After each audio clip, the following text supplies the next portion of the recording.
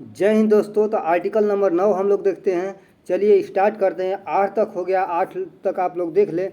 उसके बाद 9 number, article 9 number देखते हैं क्या कह रहा है। चलिए स्टार्ट करते हैं। कह रहा है, देखिए, कह रहा है कि विदेशी राज्य की नागरिकता स्वेच्छा से अर्जित करने वाले व्यक्तियों की नागरिकता न होना।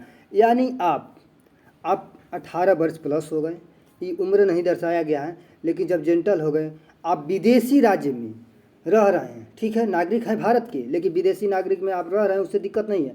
अगर वहाँ का स्वेच्छा से आप, जैसे जापान गए, स्वेच्छा से वहाँ का नागरिकता आप प्राप्त कर लेते हैं, तो कह रहा है कि नागरिकता प्राप्त कर लेंगे तो व्यक्ति का नागरिकता नहीं होगा। मतलब यदि इसका डिटेल देखिए, कह रहा है कि यदि किसी व्यक्ति ने किसी विदेशी राज्य की नागरिकता स्वेच्छा से, अपने इच्छा से अगर अर्जित कर ली, तो वह अनुच्छेद 5 के आधार, 5 का कहता है एकल नागरिकता, 5 कहता है कि भारत की नागरिकता आपकी बनी रहेगी। बनी रहेगी कब? कि जिसका भारत राज्य क्षेत्र में, कह रहा है कि भारत राज्य क्षेत्र में जन्मा हो, जिसका माता पिता या भारत राज्य क्षेत्र में मामूली तौर पर वो निवास कर रहा हो, तो भारत का नागरिक समझा जाएगा। लेकिन आप स्वेच्छा से अगर छोड़ देते हैं कि नहीं दूसरे देश का, तो एकल नागरिकता भारत में आपको नागरिकता यहाँ की नहीं मिलेगी, समाप्त हो जाएगी। ठीक है।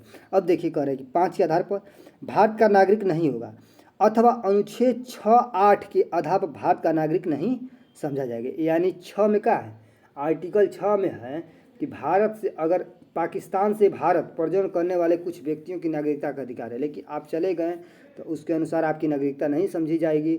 8 कह रहा है, 8 क्या कहता है? 8 कहता है कि कोई भी